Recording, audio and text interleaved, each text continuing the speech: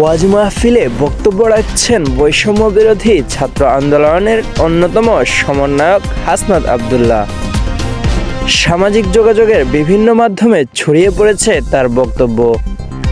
জুলাই অভ্যুত্থানের পর বিভিন্ন মঞ্চে হাসনাতকে কথা বলতে দেখা গেলেও এই প্রথম কোনো মাহফিলে আলোচনা করতে দেখা গেল তাকে। শুক্রবার পদ্মা ওয়াজ নামক ইউটিউব চ্যানেলে আপলোড করা একটি ভিডিওতে দেখা যায় সাদা পাঞ্জাবি টুপি পরে একটি মাহফিলে আলোচনা করছেন হাসনাত আব্দুল্লাহ। জানা গেছে কুমিল্লার দেবিদ্বারে অনুষ্ঠিত হয়েছে ওই মাহফিল। ভিডিওতে হাসনাতকে বলতে শোনা যায়, কার কাছে প্রিয় হলাম, কার কাছে পছন্দ হলাম না সেটা মুখ্য নয়, মুখ্য হচ্ছে আমার ইসলাম আমাকে কি বলে, আমার দিন আমাকে কি শিক্ষা দেয়। সেটা যদি কারো কাছে অপছন্দও হয় তবুও আমাদের বলতে হবে।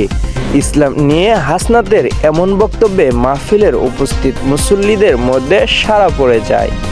আলোচনার এক পর্যায়ে হাসনাত বলেন, আমি যেহেতু এই গ্রামে ছিলাম, এই গ্রামের সঙ্গে আমার সম্পৃক্ততা রয়েছে। এই গ্রামে এক ধরনের অর্থনৈতিক বিনিময় প্রচলিত রয়েছে, যেটাকে আপনারা নাম দেন পত্তন।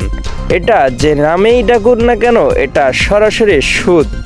আমরা পরিবার সহ আশেপাশে অনেকে আছেন এ ধরনের বিষয়ের সাথে সম্পৃক্ত। কিন্তু আমরা যখন বুঝেছি, যখন পড়াশোনা করে জেনেছি, আলেমদের কাছ থেকে পরামর্শ নিয়েছি, বিশ্বাস করেন সেদিন থেকে আমরা এই পথ থেকে ফিরে এসেছি। কথা বলার এক পর্যায়ে কসম কাটতে শোনা যায় হাসনাতকে।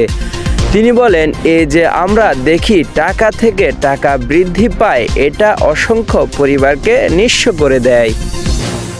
আপনি আমাকে পছন্দ করেন বা অপছন্দ করেন সেটা আমার দেখার বিষয় নয়, কিন্তু সুদকে সামাজিকভাবে প্রতিরোধ করতে হবে। আপনাদের কাছে অনুরোধ থাকবে, আপনারা সুদকে বন্ধ করে দেন। আপনারা যদি আমাদেরকে সহায়তা করেন, আমরা চেষ্টা করব সামাজিক ঋণকে সহজলভ্য করার। তিনি বলেন, ইসলাম তো পূর্ণাঙ্গ জীবন ব্যবস্থা। ইসলাম দুনিয়া নিয়েও কথা বলে, দুনিয়া পরবর্তী বিষয় নিয়েও কথা বলে। আমাদের দুটোর সমন্বয় ঘটাতে হবে। সাদিকুল ইসলাম, উন্মুক্ত বাংলা।